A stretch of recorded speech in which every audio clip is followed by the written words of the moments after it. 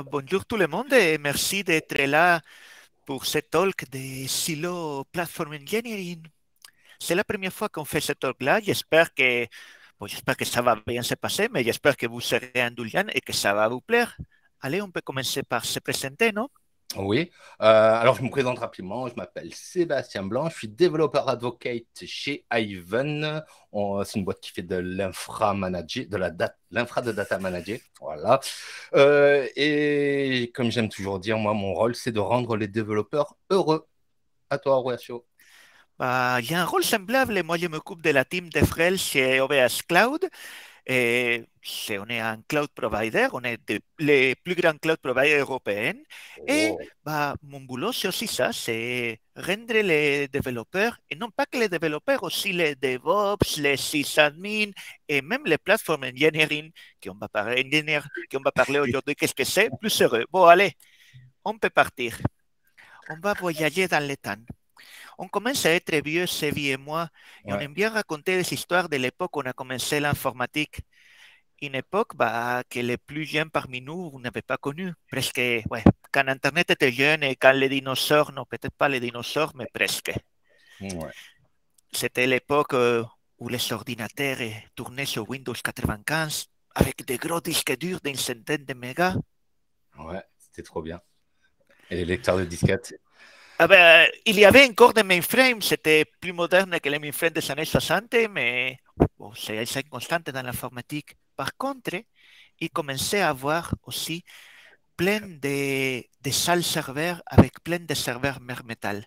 C'était l'époque où les bare metal, c'était le modèle officiel pour distribuer les logiciels. Tu installais tes serveurs dans TB, tu mettais ton système d'exploitation et tu installais tes applis. C'était fiable, c'était secure, c'était aussi bien rigide. En fait, c'est une application de modèle industriel. On s'est dit, maintenant, l'informatique commence à être partout, il faut le structurer. Et le seul modèle qu'on avait sous la main, c'était le modèle industriel. Combien de fois vous avez entendu parler de l'industrie informatique?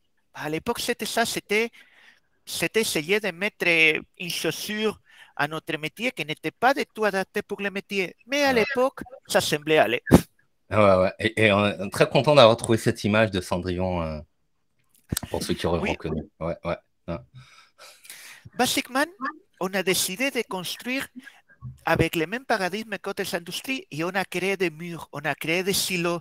Il y a d'un côté le project owner ou la MOA en bon français qui faisait des spécifications et quand tout était prêt, on envoyait ça aux développeurs qui ils prenaient les specs, ils développaient, ils passaient des mois, voire des années à la fin, ils créaient un livrable qu'ils s'envoyaient aux sysadmins qui préparaient l'infra, installaient les livrables et ils passaient ça aux ops, aux opérateurs, aux gens qui étaient là pour contrôler que les jours au jour se passaient bien.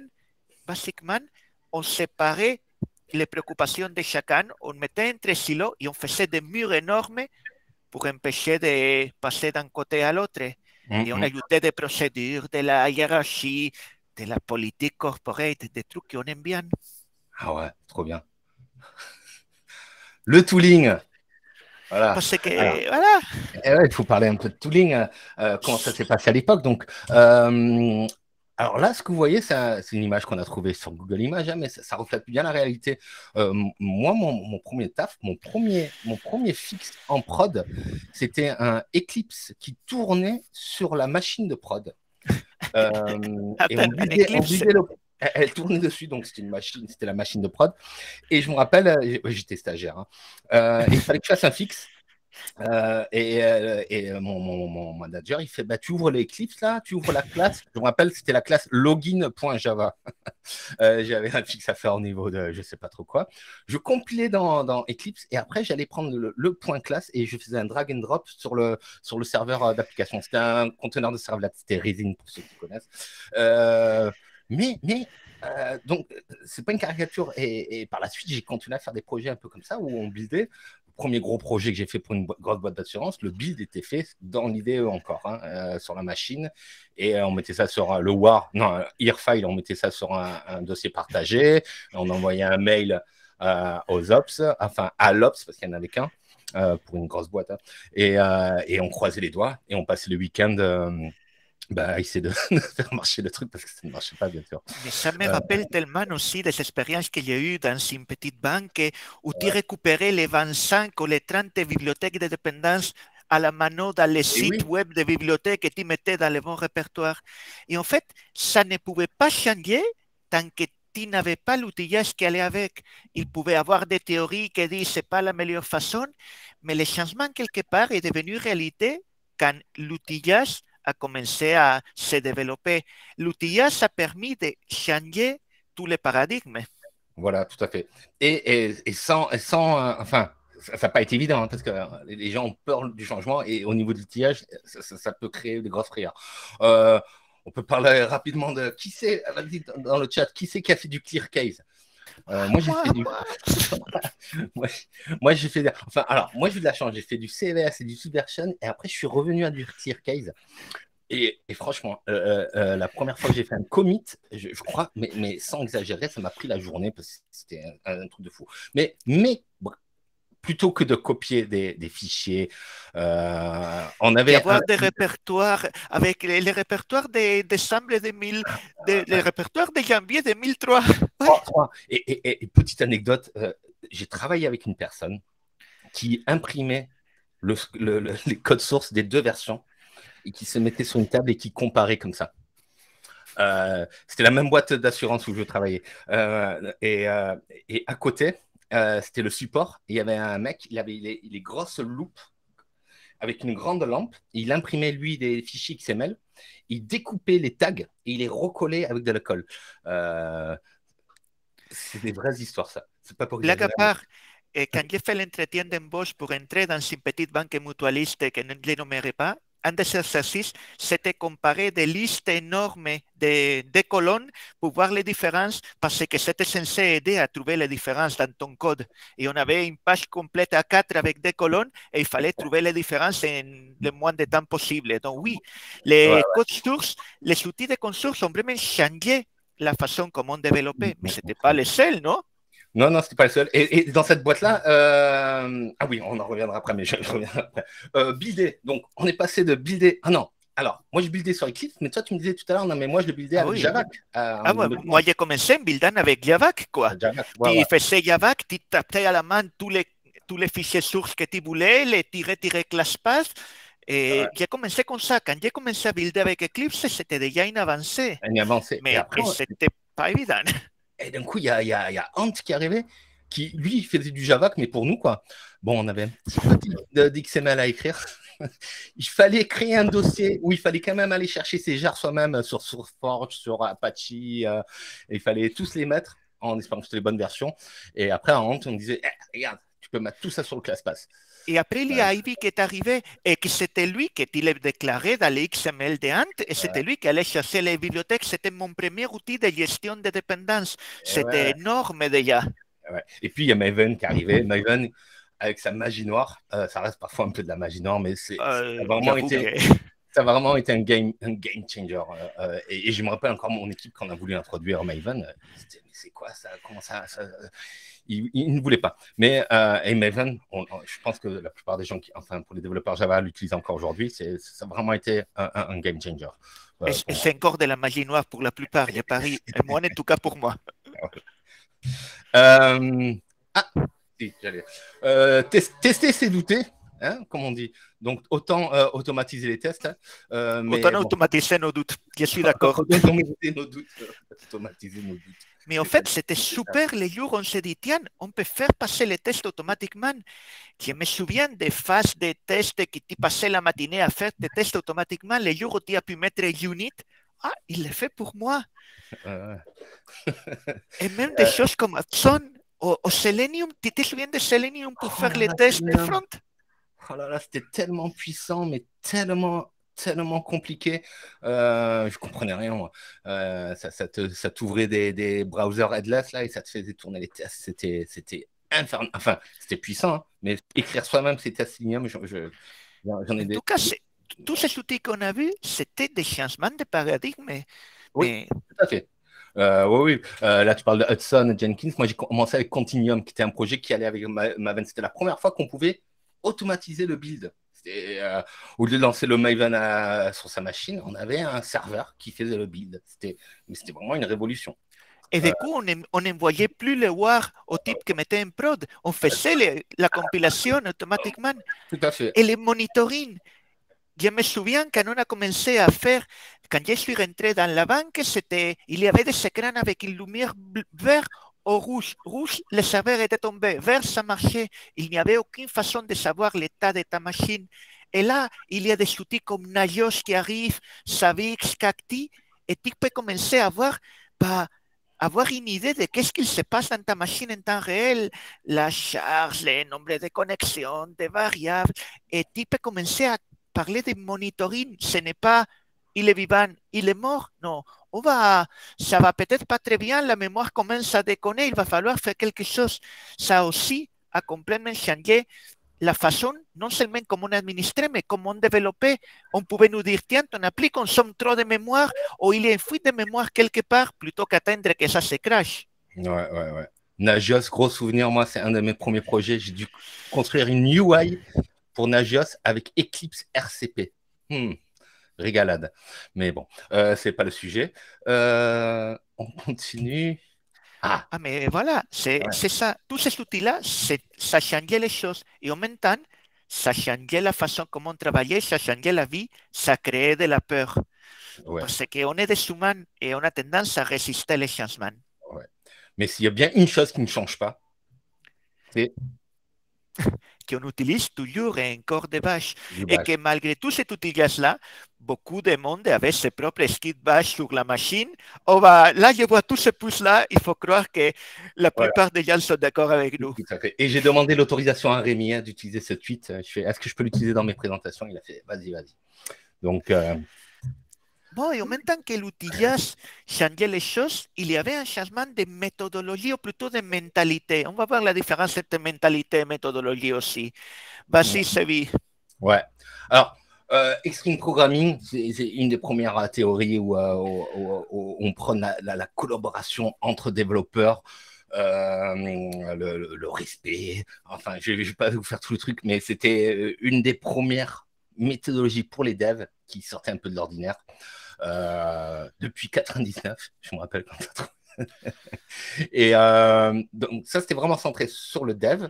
D'une manière plus générale, il y a une autre méthodologie et je te laisse le plaisir d'en parler. Bah, en fait, en 2000 ans, parmi les gens, beaucoup de ceux qui ont fait l'extreme programming en 99 ont travaillé sur le manifesto agile en 2000 ans. Et là, ce n'était pas simplement comment les développeurs travaillaient entre eux, mais ils prétendaient révolutionner la façon comme tous les IT travaillaient, de la MOA jusqu'à Ops. Et plutôt que, en fait, il proposait de casser ce silo-là dont on parlait tout à l'heure et de mettre les individus et les interactions au-dessus des processus, de faire que, et surtout, s'il y a une chose qu'il faut rappeler, c'était changer l'idée que les software, c'est comme l'ingénierie civile, qu'on peut tout planifier à 5 ans, on n'est pas dans la Russie soviétique, et mettre l'idée de s'adapter, d'être réactif au changement, de changer les plannings à 5 ans par des cycles plus courts. L'idée était révolutionnaire, qui peut passer. Mais, ça cassait les murs, ça faisait tomber les silos, et quand ça s'appliquait, et suivant ces préceptes-là, en général, tout le monde était content. Ouais. Et là, j'aurais pu sortir la guitare, mais j'ai pas eu le temps pour faire Breaking the World. Ouais, bref, mais comme dans toutes les belles histoires, hein, et Agile, c'est une très belle histoire, à un moment donné, il y a un problème. Il y a des dérives surtout. Et des dérives sur les méthodologies agiles, il y en a eu pas mal. À commencer par le business qui s'est créé autour. Les certifications Scrum, où tu peux devenir Scrum Master dans une formation tout seul. J'ai vu ça, c'est tout seul. En une journée, tu peux devenir Scrum Master. Je vous laisse lire les petites images qui font bien rire. Ça troll un petit peu. Mais les dérives côté business, les dérives du tooling. Les risques avec ces méthodologies, c'est qu'on a besoin d'outillage spécifiquement pour ça. C'est que l'outillage prenne le dessus. On adore tous détester Jira. Alors que finalement, c'est pas si mal parce que si je reprends mon exemple de la boîte où je travaillais, là où il y avait le mec qui découpait du XML, la gestion des bugs, c'était un access. Il n'y avait qu'une seule personne à la fois qui pouvait l'ouvrir. Je me rappelle, c'était un fichier access. Mais du coup, oui, se faire avoir par le tooling et surtout, un des gros dangers pour moi, pour ces méthodologies, si elles ne sont pas bien comprises, c'est une dérive en fait en fait, vers les débuts de l'ère industrielle qu'on a commencé à voir. On est passé des ateliers aux usines, à la division du travail, à la perte du goût du travail, à la prolétarisation des travailleurs. Et c'est des choses possibles, hein, avec des scrums, avec des sprints super courts, avec une division des tâches et tout. Je ne vais pas m'étaler là-dessus, j'ai tout un talk là-dessus si vous voulez, mais c'est une des dérives auxquelles il faut faire attention. Il faut revenir aux vraies valeurs et qui Et mieux au que sens de Horatio. manifesto agile. Voilà. C'est ça. Ouais. Et les DevOps, c'est tout ça. Ben, les DevOps, c'est apparu plus ou moins à la même époque. Et pour moi, les deux sont très, très liés. Type, Ah oui, pardon. ça, c'est le mauvais côté des talks en distanciel. On ne peut pas Eh oui, poser les slides en même temps. Mais oui, oui, oui. Sigman, on pourrait éventuellement avoir de l'agilité sans avoir de DevOps. Ça serait un type d'agilité qu'à la fin de chaque cycle, on donne aux ops le contenu, mais ça perdrait pas mal de son sens. Par contre, c'est que, voilà, les DevOps, et ce qu'ils cherchent, c'est casser un mur en particulier, le mur entre les développeurs et les sysadmin operators et tout. Et ce mur-là, c'était toujours très néfaste parce que ça crée des frictions, ça marche dans ma machine, ton truc n'est pas assez performant, je ne sais pas qu'est-ce qu'il tourne sur la prod, donc je ne peux pas corriger. Ça permet à ces deux personnes qui sont des côtés de la même pièce, c'est des professionnels de l'informatique, tous les deux, de pouvoir travailler ensemble. Bien entendu, en DevOps, en agilité, ben, ça n'a pas de sens non plus. En DevOps, ça a de sens quand on fait régulièrement des allers-retours entre les codes et la production, surtout quand ces allers-retours sont presque automatisés avec de l'intégration continue et le déploiement continu. Si tu as un beau waterfall, bah, ça ne fait pas de sens parler de ça. C'est pour ça que l'apparition de l'agilité était un préalable pour pouvoir rapprocher les devs des ops. Et pour moi, donc, le paradigme sens, c'est la vraie agilité, celle de manifester, et une vraie approche DevOps, c'est-à-dire par rapport au tel mur qu'il y avait avant, non se réunir, que ces équipes-là travaillent ensemble dans des cycles courts. Et ça, c'est commencé à devenir, peut-être pas une réalité dans toutes les boîtes, mais c'est commencé à devenir quelque chose de relativement généralisé depuis quelques années. Pourquoi on vous raconte tout ça? Parce qu'on va arriver au cloud. Au cloud. Oh, avec nos petits amis, les bisounours, qui gèrent le cloud pour nous. Ouais. Bon, je ne vais pas vous raconter l'histoire des clouds, on va faire un résumé entre mots. Le cloud est venu de la pas de Gann, on va dire ça. C'est venu quand Amazon, pour ne pas les nommer, au début des années 2000, ils avaient virtualisé leur infrastructure pour leur magasin en ligne. Ils ont vu qu'avant le Black Friday, l'infra était bien utilisé, mais qu'un dimanche d'été à 2 heures du matin, bah, les VM qui a été allumé, ils prenaient à peine 20% de la capacité de leur infrastructure. Ils se sont dit, là, il y a de l'infrastructure qui dort, c'est de l'argent qu'on ne gagne pas. Conclusion, et si on essaye de louer ça à des gens, c'est temps de calcul et que les gens payent pour le temps qu'ils utilisent nos infrastructures. C'était le début d'un nouveau paradigme. Et un paradigme qu'il ne faut pas oublier, l'idée c'est d'utiliser les infrastructures qui sont déjà déployées à fond dans leur capacité. Et donc, l'idée c'était, bah, on va offrir quelque chose, tu peux passer, c'était parfait. On va offrir quelque chose que l'utilisateur, déjà, il puisse prendre à la demande. Et c'est un premier changement très important. Pas de bon de commande, pas d'attendre 3 jours, non. Tu vas sur une interface, tu dis, il me faut 3 machines virtuelles, et tu les as quelques minutes après. Quelque chose qui s'accède via les réseaux. Tu ne sais même pas exactement où est le data center qui va te servir tes applications. Tu as dit, il me faut 3 machines virtuelles dans la région, dans telle région, et tu vas voir ces 3 machines virtuelles. quelque chose qui en plus c'est sur des infras mutualisés, et là c'est clé, c'est dans la même infra physique, il va y avoir ta machine virtuelle et la machine virtuelle d'éventuellement ton concurrent. Ils vont être bien isolés, ils vont être séparés, et cela permet de mutualiser les coûts de l'infrastructure, de l'élasticité. C'est une autre caractéristique super importante. Tu vas pouvoir demander 10 nouvelles machines maintenant et tu les as dans 5 minutes. Mais plus tard ce soir, tu n'as plus besoin, tu les lâches et tu vas payer que le temps que tu les as utilisés. Par rapport à ce qu'il y avait avant, où quand tu voulais un serveur, tu faisais un bon de commande et tu l'envoyais, selon si c'était un interne ou un externe, c'était un ou deux jours ou un ou deux semaines après que tu l'avais.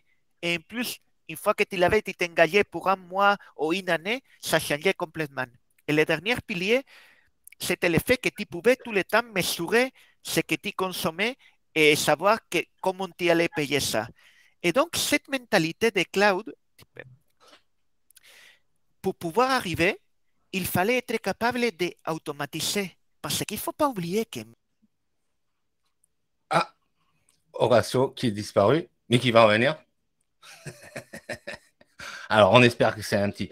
Alors, c'est son slide, hein, mais il va les dire. Il ne faut pas oublier que tout ça, tout ce cloud derrière, c'est des vrais serveurs, c'est du vrai bar métal. J'espère que c'est. Vous pouvez me confirmer dans le chat que c'est que Horatio qui a disparu et pas moi, par exemple, avant qu'on continue. Là. Ouais, c'est bon. Bon. Ah, Horatio, il a vraiment. On t'entend. Très bien. Horatio, on va attendre Horatio. Mais en gros. Ouais, t'es revenu, t'es revenu. Bravo, mais tu avais bien dit. Effectivement, je t'entendais. En bas, il y a des serveurs, il y a les switches, il y a de la fibre optique, de l'RJ45 et des cœurs de réseau. Et nous, ce qu'on veut offrir aux gens, c'est des machines virtuelles, des stockages, des S3. Pour ça, il faut automatiser ces couches basses. Et il y a plein de façons maison, de projets open source. Aïe, aïe, aïe. Il y a plein de façons donc Alors, ce que dit Horatio, c'est que chez OVH, par exemple, ils utilisent OpenStack pour créer cette infra, et au-dessus de cette infra, on crée ce qu'on veut, un cube, Je un n'ai aucune serveur. idée de pourquoi j'y arrive pas, ça me coupe. Mais très bien, Sebi connaît très bien ce que j'allais dire. Donc, basiquement, c'est ça. Tu crées les services de valeur ajoutée, tu crées les bases de données, comme on fait avec la techno de IBM, tu crées de l'intelligence artificielle, tu construis au-dessus de cette automatisation. Et ça, c'est clé pour le cloud. Derrière, ça a changé la façon comme les développeurs travaillent. Ah, bon, j'ai dû dire un mauvais mot, ou il a du mal comprendre mon accent, il censure ce que j'ai dit. Oui, c'est peut-être ça. Basiquement, déjà, avant, comme je disais, tu faisais ton bon de commande. Maintenant, tu es autonome. En tant que dev, tu peux commander toi-même ton infrastructure. Tu n'es pas obligé de changer, de passer par un service Ops et par un service achat et par un truc en SAP pour faire les bons de commande. Non, tu fais quelques clics et tu as tes serveurs qui arrivent. Et là, c'est très puissant. Parce que là, bah, ça donne des super pouvoirs aux développeurs. L'infrastructure est simplement un clic plus loin. Tu peux faire des choix qui ont des sens. Tu peux dire, moi, ce qu'il me faut, c'est tel truc, et maintenant, je vais commander telle base de données managée, et je vais mettre telle image de tel container. Du coup, avant, tu te limitais à ce que te proposé en interne dans ton infrastructure de ta boîte. Maintenant, tu peux t'appuyer sur des briques beaucoup plus nombreuses et faire vraiment tes choix. En tant que développeur, c'est très puissant cette approche. C'est très, très puissant. Et du coup, en fait, ce qui a aussi grandement changé, c'est que maintenant, on parle d'informatique distribuée. Et pour faire cool, on a appelé ça cloud native. Mais basiquement, ça veut dire distribuer tout le temps, en tout moment, quoi. Que ce soit au niveau de l'infra, comme on peut voir, des applications, mais aussi des points d'entrée. Avant, on avait une web app. Maintenant, ça peut être, c'est souvent notre téléphone, ça peut être un objet connecté. On est beaucoup, beaucoup plus distribué. Et du coup, vu qu'on a distribué, qu'on a un peu des choses de partout, on s'est retrouvé avec des sysadmins qui ont commencé à devoir coder, créer des outils pour pouvoir automatiser, pour pouvoir monitorer, pour pouvoir observer. Le Et bien métier de souvent, sysadmin a énormément changé en quelques années quand même. Si on prend un sysadmin des années 2000 et on le met maintenant devant son ordinateur, il risque d'être très perdu. très, très, très perdu, ouais. Et du coup, aussi, ce qu'on a vu, c'est l'apparition d'un nouveau rôle. En fait, les SRE, for Site Reliability Engineer. Et je reprendrai juste une expression de Henri Gomez, et j'ai vu ce matin, il est déjà apparu sur un slide. Henri Gomez, il a fait moi, je fais en sorte que la prod, elle ronronne. Et j'adore ça, ce mot de ronronner. En plus, j'adore les chats. Mais en gros, c'est ça le rôle des SRE, c'est faire en sorte que la prod, elle ronronne. Et Et pourquoi on a mis cette espèce de poulet dans les slides, c'est vie? parce que c'est la naissance d'un nouveau rôle, mais c'est pas un petit poussin qui en est sorti. Parce que la plupart des ACRE, c'était déjà des gens avec de l'expérience qui savaient ce que c'était le sysadmin, qui savaient ce que c'était le bash. Donc voilà, c'est pour ça. C'est Make sense. make sense, hein, voilà. Ouais, j'en reviens pas qu'on ait trouvé cette image. Et n'oublions pas une chose. Toujours, encore et à jamais. Du Bonne bash. partie de cet outillage, bonne partie de cette automatisation, quand il gratte un peu la surface, c'est des bâches. Du bash. OK. Donc, cloudification, distribution, hop. Qu'est-ce que c'est l'état data? Infrastructure déclarative. L'infrastructure déclarative, c'est arrivé un peu les clouds. Et moi, j'aime bien, pour parler d'infrastructure déclarative, il y a une métaphore qui n'est pas politiquement correcte et j'espère qu'il ne va pas me la censurer, la IA des systèmes. Allez, on y va. Parce que moi, j'aime bien raconter cette histoire. Maintenant, on a des containers, maintenant, on a des clouds. Les développeurs, en des coups de containers et un petit push, il va pouvoir déployer son WordPress. Et Ouais, c'est c'est cool. trop bien. Ouais, moi j'aime bien. Sauf que si tu es un dev, c'est super cool.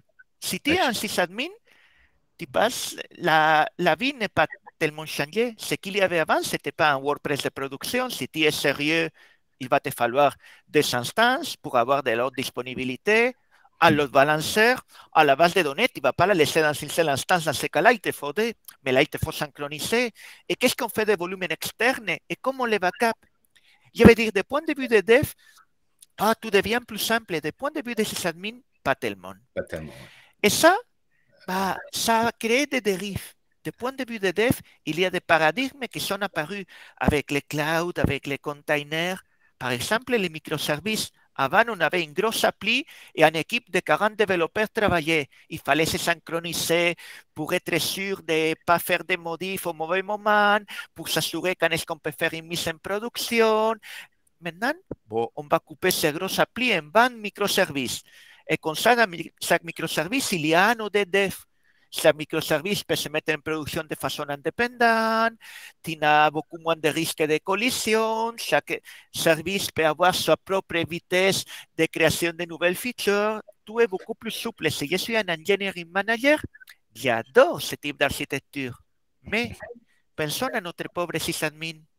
Avant, il y avait une appli à mettre en prod, une appli à surveiller. Maintenant, il a 20 applis à déployer, 20 applis à monitorer, 20 applis à sécuriser, 20 applis à réparer s'il se casse. Je suis d'accord, c'est pas compliqué, mais il y a une complexité énorme. Et si j'étais ces admin-là, qu'est-ce que j'aimerais avoir? Bon, soyons pas politiquement corrects. Un Ne me stagiaire. coupe pas spatial chat. Je voudrais avoir un stagiaire. Bah oui, un bon vieux stagiaire de deuxième ou troisième année d'école d'ingénieur. Écoute, mon petit, écoute, ma petite. On a cette infrastructure à déployer. Ça, c'est nos serveurs, tiens. Et je voudrais déployer ces 20 services. Le front-end, je les voudrais en 2 instances. Mais s'il y a des trafics, tu les moniteurs et tu montes jusqu'à 4 instances. Les back-end simplement en 2 instances tout le temps. La partie administration, une seule instance est limitée et filtrée qui peut accéder. La base de données, je voudrais qu'il soit MySQL avec 60 gigas de stockage rapide, etc. Bon, et tu vas m'installer ça et après tu vas les monitorer s'il te plaît. Et s'il y a un container qui tombe, tu les relances. Et tu vas me trouver aussi des métriques pour savoir comment s'utiliser l'infra. Et s'il y a un gros problème, tu viens me chercher, je suis dans la salle café. Soyons cyniques, j'adorerais ça. Si vous avez compris ça, ces métaphores de stagiaire, vous avez compris l'infrastructure déclarative et vous avez compris Kubernetes. Parce que c'est que oui, vous nous connaissez, c'est bien moi, il fallait que Kubernetes arrive. Kubernetes est notre stagiaire automatisé. On appelle ça orchestrateur parce que c'est plus politiquement correct. Mais basiquement, on va lui dire ce qu'on veut déployer et il va s'occuper de déployer, de la mise à l'échelle, de monitoring, de la réparation, de la sécurisation, de tout ça. En gros, il va être l'héberger de toutes ces applications qu'on veut déployer. Ça, c'est l'idée de l'infrastructure déclarative. On peut l'appeler aussi le Decided State Management, qui donne des instructions de haut niveau. Dans le cas de Kubernetes, c'est des manifestos. On verra, il y a d'autres façons de faire avec d'autres techniques, mais c'est toujours de haut niveau. Et derrière, l'outil va générer les vrais objets, les vraies applications, ce qu'on veut vraiment déployer. Nous, on dit l'état qu'on veut, mais pas les comment. Terraform, par exemple, c'est de l'infrastructure déclarative appliquée à une infrastructure de plus bas niveau. Là, plutôt de dire, j'ai envie telle appli avec un front-end, un back-end, c'est j'ai envie d'avoir des serveurs de ce type-là avec beaucoup de CPU et j'ai envie d'avoir 4 serveurs avec GPU, j'ai envie d'avoir un cluster Kubernetes, j'ai envie d'avoir si ça, je vais déclarer ça. Ce n'est pas des manifestos, mais c'est des fichiers Terraform qui ont le même rôle et il va me construire mon infrastructure. Je modifie mes fichiers, il va me modifier mon infrastructure. Dans mes fichiers, j'efface une ressource, il va l'effacer de mon infrastructure. L'infrastructure déclarative. Et donc, ça a permis d'aller beaucoup plus loin. Parce que d'un côté, on a des méthodologies et des outils qui le permettent. De l'autre côté, on a les clouds. Et en plus de ça, on a une façon de je déclare dans des fichiers plus ou moins textuels ce que je veux et ça s'applique. Ce n'est pas moi qui va se connecter en shell et lancer manuellement les fichiers. Ouais. Et donc, la suite logique, c'est ce qu'on appelle GitOps. Même si j'ai toujours de mal à l'expliquer, tu es mieux que moi pour ça. Tu essayes? Ouais, je vais essayer. Et on est un peu à bourre niveau temps, mais ça devrait le faire. GitOps ou KafkaOps, parce que j'ai fait une petite démo de KafkaOps, mais cherchez dans mes tweets, vous trouverez un truc. On fait du déclaratif. Donc, comme il a dit Horatio, en fait, c'est des fichiers texte, c'est du code source. Et c'est-à-dire qu'on peut le versionner, le traiter comme n'importe quel autre code source. Et on est là pour trouver une façon de fluidifier, de canaliser, de streamliner toutes les équipes d'une boîte. Et s'il y a bien un outil qui permet d'unifier tout ça, c'est Git. Rappelez-vous ce qu'il a dit Horatio, il y a l'état désiré qu'on définit et le monde réel, mes clusters. Et on a besoin d'une source de vérité qui va décider à quoi va ressembler le monde réel. GitOps, c'est ça. Je passe du coup, je vais me concentrer là-dessus parce que le développeur, il va créer ses manifestes, ses fichiers Terraform, il va les pousser sur un repo Git, qui sera la source de vérité, et des outils, ça peut être Flux, ça peut être Argo CD, va récupérer ces fichiers-là, ces manifestes-là, et les appliquer sur le monde réel. Si dans le monde réel, quelqu'un touche à mon workload, me fait un kubectl scale replica 5, la source de vérité ne sera pas d'accord et rétablira la vérité. Donc, Horatio, terminé, tu ne pourras plus changer des trucs en prod directement comme ça. Mais attends, mais dans ces cas-là, je perds de la flexibilité, non? Mais non, parce que toi aussi, tu passeras par Git si tu veux faire un fixe. Donc, ce n'est pas que les devs. Tout le monde passera par Git. Et ça veut dire que les fixes restent historisés sous Git? Et on a toute la puissance de Git. Donc, on peut faire des reverts, on peut faire des pull requests, on peut faire des différentes branches pour différentes parties prod, environnement. Toute la puissance de Git, on la retrouve pour appliquer vraiment cet état désiré de notre infra et de nos workloads. Voilà. Et c'est vraiment un liant, c'est vraiment orthogonal à toute notre infra d'adopter du GitOps. Normalement, on devrait avoir le temps de vous montrer ça en vrai dans la petite démo qu'on aura à la fin. Donc, juste pour résumer, Git is a single truth source of truth, donc c'est la vérité. On traite tout comme du code. Ça tombe bien, on peut le faire avec Terraform. On peut le faire avec Cube, parce que Cube, nos manifestes, c'est du code. Hein, le YAML, c'est du code. Et on a toute la puissance de Git derrière ça. Okay, donc ça, c'est la première étape. On a le cloud, on a tous ces outils de déployer, on a tout ce qui est distribué. On va pouvoir se servir, se provisionner une base de données, se créer un cluster, en passant par une seule chose, en passant par Git. Mais, et on va parler de plateforme. Parce que c'est pas si évident que ça. On aimerait bien mettre à disposition de toutes nos équipes une plateforme pour faciliter le travail. Et le résultat est toujours le même, hein, avoir notre workload qui tourne en prod. C'est tout ce qui compte à la fin. Mais... En fait, la plupart des boîtes l'ont commencé à faire depuis que le cloud est arrivé. C'est ça que je voulais dire. En fait, c'est quelque chose que ces plateformes-là, moi, ça fait au moins 10 ans que pour tous les gros comptes pour lesquels j'ai travaillé, ils ont tous une plateforme. On ne l'appelle pas forcément plateforme, mais de l'autre. On ne savait pas que ça s'appelait plateforme. Mais en fait, c'est quelque chose d'existant. Et on va voir un peu comment la rendre plus robuste et tout. Parce que, justement, la plupart de ces gros comptes, ils ont bâti leur plateforme avec de l'outillage maison. Okay, j'aime beaucoup ce dessin. Vous voyez la toute petite partie là, c'est ça qui tient toute la plateforme. Et pas de peau, le dev qui travaille là-dessus, il est parti de la boîte. Parce qu'il n'était pas assez payé peut-être, ou je ne sais pas. Mais il y en a marre. Parce qu'il ne voulait pas maintenir ça le reste de sa carrière. Il pas, voilà, voilà. Il est parti en burn-out à cause de ce petit truc. Mais du coup, cette plateforme, elle ne sert à plus rien. Okay, mais ça, c'est juste un petit rappel pour vous dire que cette idée de plateforme, de streamliner, d'abstraire la complexité pour le développeur, ça existe déjà depuis très longtemps. Et ça existe parce qu'il y a beaucoup d'options. Ça, c'est un petit catalogue de services cloud qu'un développeur a aujourd'hui pour faire ses choix. Ouais. Et même si on fait ses choix, donc même si on limite et tout ça, le CTO, il va faire les services, méthodes et architecture. Ouais. Même si on fait un choix, il nous reste beaucoup d'options encore. Parce que tout ça, c'est des choses dont on a besoin. On a besoin de la CI, on a besoin d'une registry pour stocker nos conteneurs, on a besoin de déployer des clusters cubes, on a besoin de logging, de sécurité, bien sûr, de data, très important la data. Et tout ça, c'est du libre service. Okay, on va mettre ça à disposition dans notre boîte, libre service. On va lui dire aux développeurs. On peut faire une pause de 10 secondes. Il y a une question très intéressante de Karim. Ouais. Si GitOps s'applique à Terraform.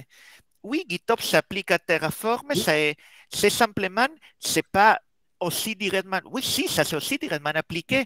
En Kubernetes, il y a des choses comme Argo CD qui te l'appliquent. En Terraform, il y a Terraform Enterprise, il y a plein d'outils open source qui vont récupérer des Git, des fichiers et faire les apply. Ouais. C'est l'équivalent, c'est aussi natif que ça pouvait être sur Kubernetes au moment où tu installes Argo CD pour récupérer des Git et déployer directement. L'idée, c'est que ta source de vérité, tes fichiers, que soit Terraform, que soit Kubernetes, que soit des scripts bash sur Git, et tu as un outil d'intégration continue, déploiement continu, adapté, qui va te déployer ça, que soit en faisant déployer via Terraform ton infra, ou en faisant déployer via Argo CD ton cluster, ou en appliquant les scripts bash pour lancer tes serveurs. Ouais. Et je te laisse chercher sur, ou si je pense, je collerai un lien. Il y a un talk de Katia Heimer là-dessus, qui parle très bien de gérer les drifts dans Terraform, mais elle aborde toute la partie GitOps et Terraform, qui est un super talk. Il est trouvable sur YouTube parce qu'elle a fait à plusieurs conférences. On essayera de mettre les liens après. Ouais. Allez, continue. Mais donc, tout ça est à dispo du développeur. Waouh, il peut faire tout ça, le développeur, maintenant, c'est trop bien. Hop, faut que je revienne sur mon écran. Mais, vous imaginez un peu la charge cognitive qu'on envoie aux développeurs maintenant. C'est fini le temps où il faisait sa petite classe Java et qu'il la commit à la limite. Maintenant, il a beaucoup plus de choses à gérer. On lui a donné beaucoup de liberté, mais ça lui a peut-être créé un peu trop de charge. Et un grand pouvoir implique une grande responsabilité. La responsabilité, elle est énorme. Parce que le contraire était aussi vrai. On leur donne accès à tout aux devs. Hein, j'aime beaucoup. J'ai passé beaucoup de temps à chercher un GIF sur Friday, Black Friday, ces deux-là, ils me font beaucoup rire. On veut pas que ce soit open Mais bar. c'est un peu ça, quoi. Voilà. Donc, moi, ma boîte, elle fournit de l'infra de data, des bases de données managées, en fait. Et on a un gros client français qui utilise nos services. Ils vendent de l'équipement sportif, ça commence avec un D. Mais eux, ils veulent que leurs développeurs puissent facilement avoir en self-service une base de données. Par contre, ils veulent pas que ce soit sur n'importe quel cloud, pas n'importe quel sizing du disque, qu'il y ait certains schémas installés, du airbag et tout ça. Donc, eux, ils vont faire en sorte que cette plateforme rajoute cette couche d'abstraction pour les développeurs. Et comprenez-moi, l'objectif, ce n'est pas brider la liberté des développeurs, c'est justement que les développeurs puissent continuer à avoir les self-service, qu'ils puissent continuer à avoir l'infra au moment où il a besoin. C'est simplement que certaines choses, certaines de ces choix-là soient faits pour lui, pour aligner les choix de la boîte, pour empêcher ce que... là, la définition, on ne va pas vous la lire. Non, elle est trop chiante, c'est l'idée d'intégrer, d'avoir un produit intégré dans lequel les choix sont clairs, la façon de faire est claire et qui permet aux développeurs d'être productifs sans que la tête explose face aux 25 000 choix différents et sans qu'ils fassent des choix qui vont à contre-courant par rapport à ce qu'ils font les autres et par rapport à la stratégie de l'entreprise. Voilà. Et là, je vais être très fier de ce slide-là. C'est une illumination que j'ai eue avant-hier, je crois. Ah non, d'abord, non. Avant tout, il y aura encore du bash. Ah oui, dans ces plateformes-là, il y a encore et toujours des bash. Ah oui, Rémi, on est d'accord. On est Rémi, tout à fait d'accord, Rémi. Et en fait, moi, je suis un développeur Java et on a tous fait de l'UML, hein, bien sûr. Et je me suis rappelé de ce pattern, le façade pattern, où on a des systèmes compliqués et on va mettre une façade pour abstraire et simplifier tout ça. En fait, l'IDP, donc Internal Developer Platform, en fait, c'est tout simplement l'application du pattern façade dans une organisation. Voilà. Et le petit défi, c'était de mettre de l'UML dans une présentation en 2023. C'est lui m'avait dit qu'il allait mettre de l'UML. J'ai dit, mais ça porte rien dans ce cas. Honnêtement, ça explique. Le pire, c'est que ça explique bien l'idée, oui. Quoi. Voilà.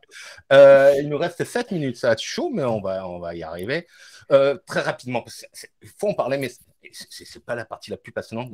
Une équipe, quand vous allez créer une plateforme, il vous faut une équipe qui va créer cette plateforme, la Platform Engineering Team. Faites très attention à comment vous créez cette équipe. Il ne faut pas que ça devienne une équipe DevOps bis, okay, ou une équipe de Shadow IT. Je vous conseille de lire le livre qui s'appelle Team Topologies, qui explique rapidement les différents types d'équipes idéales qu'on peut avoir. Donc, Stream-Align Team en haut, c'est nos équipes de dev qui créent le business value, qui créent les applications en fait pour l'entreprise. On a les enabling teams qui vont créer des outils, mais de façon assez brute et le mettre à disposition. On a les équipes qui font des trucs très très compliqués qu'on ne comprend pas trop. Et on a la plateforme team qui, elle, crée cette plateforme et, très important, elle crée cette plateforme uniquement pour cette équipe en haut, pour la Stream Align Team.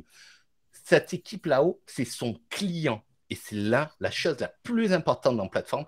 Il faut traiter sa plateforme comme un produit. Tout comme notre boîte. Ces développeurs comme des clients. Voilà, des clients. D'ailleurs, chez ce client, ce vendeur d'équipements sportifs, il appelle ça, ses équipes de dev, c'est les clients. Il dit ça. Et qui dit client dit faire des user research, faire des friction logs, créer des roadmaps. Exactement comme on le ferait pour un produit, on le fait pour notre plateforme. OK, 6 minutes. Ouais. Et bien sûr, il y aura du bash. OK, mais du coup, très rapidement, est-ce qu'on peut acheter une plateforme toute prête pour notre entreprise? Il y aura des boîtes qui vous diront oui, nous on a de quoi. La vérité, c'est que la plupart du temps, il faudra que vous construisiez votre propre plateforme. Adapté à vos besoins. Adapté à vos besoins en utilisant des vos critères, etc. Et en ne pas fabriquant vos propres produits. Très important, s'il vous plaît. Donc, comment faire ça? Comment on peut gluer? Gluer, ça ne se dit pas du tout. Coller tous ces services ensemble. Nous, on est très opinionated, comme on dit les Américains. On a un parti pris très clair. Ouais. On a vu qu'avec GitHub, on va avoir un point d'entrée unique, déjà. Ça, c'est bien. Mais il nous faut une fondation. Et là, on va être très opinionated. Pour moi, cette fondation, c'est Kubernetes. Kubernetes, certes, il est très bon en orchestrateur de containers. Hein. Pour moi, Kubernetes, c'est beaucoup plus que ça. C'est une fondation pour construire sa plateforme. Il peut gérer des softwares qui n'est pas installé sur Kubernetes, qui ne tourne pas sur Kubernetes. Tous ces outils que vous voyez là, ils ont sûrement des API, des CLI, tout ça, mais ce qu'ils ont tous aussi, c'est un opérateur qu'on peut installer sur Kubernetes. Et là, il va falloir que tu sois super rapide sur les opérateurs. Qu'est-ce que c'est un opérateur? Un opérateur, c'est un module qu'on installe sur Kubernetes qui permet d'éteindre les fonctionnalités de Kubernetes et de contrôler des choses, qu'ils soient à l'intérieur des clusters ou hors les clusters. Basiquement, l'idée, c'est remplacer ce qu'il fait un opérateur, un sysadmin humain, et que ça soit fait par Kubernetes. L'installation, la vérification, le contrôle de que tout se passe bien. Pour faire un opérateur, il y a des choses sur Kubernetes, les custom resources et les contrôleurs. Les custom resources, je vais super vite, donc il faut que tu y suives. Ouais. Ah oui, vas-y. Les custom resources, c'est la clé pour éteindre l'API de Kubernetes. Tu peux créer de nouvelles ressources qui modélisent quelque chose. Voilà. Comme si tu crées une classe Java. Moi, c'est ce que je dis souvent. Mais normalement, on pense que c'est pour modéliser quelque chose à l'intérieur de Kubernetes, mais ça peut être pour modéliser une infrastructure externe, une base de données externe ou un repo Git. J'ai vu faire des Git to prod en Kubernetes avec un petit opérateur de 3 classes. Donc, les CRD modélisent quelque chose dans le monde, à l'intérieur ou à l'extérieur. Et les contrôleurs va être en boucle de réconciliation, ça va être la clé. On m'a dit qu'il faut faire ça. On m'a dit qu'il faut vérifier s'il y a un nouveau commit et s'il y a un nouveau commit, le déployer sur les clusters. Ça, c'est l'état désiré. Donc, il va faire en boucle. Il va vérifier s'il y a un nouveau commit. Il va demander au CRD qui connaît l'API de POGIT. Il va aller voir, il y a un nouveau commit. Oui, il y a un nouveau commit. Dans ce cas-là, il va faire ton Git pull et il va le déployer sur les clusters. Donc, ça sert pour des ressources internes au cluster, mais ça sert aussi pour des ressources externes. Et donc, en utilisant les CRD et les contrôleurs, on va pouvoir faire des opérateurs. Chaque opérateur pour un type de logiciel interne ou externe qu'on veut être capable de piloter. Et du coup, on peut construire ses propres opérateurs très facilement. Ah oui. Et je vous conseille de chercher les talks de Stéphane Philippard qui est dans le chat. Il a des super talks sur comment construire son opérateur en Java, pour le coup, mais je vous conseille de le faire en Java. Parce que vous aurez besoin de créer vos opérateurs. Vous allez utiliser des opérateurs existants, vous allez créer les vôtres. J'ai vu une référence à Crossplane. Ouais, très bien, mais on ne l'a pas inclus dedans. Mais... Et en plus, il référence au talk juste précédent. Effectivement, il y a des gens qui sont encore plus opinionated que nous. Pour moi, je suis d'accord. Kubernetes aujourd'hui, c'est la bonne solution pour ce type de besoin. Et donc, on a cet opérateur-là, on a plein de briques. Et oui. Comment est-ce qu'on construit quelque chose avec tout ça? On risque de retomber dans le même problème. Si on se retrouve avec tous ces opérateurs, comment on les assemble, ces opérateurs? On pourrait créer un opérateur qui gère les autres opérateurs. Hein, oui, un opérateur pour les contrôler tous. Là, il existe maintenant des outils de nos jours qui permettent de gérer ces genres de problématiques. Un que je voulais rapidement vous montrer, c'est Kratix. Alors, leur punchline, c'est a framework for building platforms. C'est basé sur du Kubernetes. On va pouvoir définir ce qu'on appelle une promise, mais qui est en fait une custom resource, qui va pouvoir empiler plusieurs décorateurs différents avec des pipelines entre. Et du coup, on va pouvoir abstraire au minimum ce que le dev a besoin. Et dessous, on peut faire des choses très, très complexes, faire des appels à des services extérieurs, à créer des namespaces, faire de la CI, faire du sneak, du shift left, tout. Mais on offre juste une CR très, très simple aux développeurs. Et bien entendu. On avait prévu une démo de Kratix. On n'aura pas le temps, mais je pense que CVMO se fera une petite séance de Twitch ou de YouTube et on le mettra à disposition parce que carrément on dépasse. Mais malgré tout, et ça serait de belles conclusions pour notre talk, malgré tout, vous allez créer votre plateforme. N'oubliez pas, à la fin, quelque part, il y aura un core to you de bon vieux bash. Merci Rémi. Merci Rémi et merci à nos sponsors et merci à vous tous. Et oui, c'est dommage, la démo, je l'aurais bien faite, mais bon. Il faudra qu'on la fasse.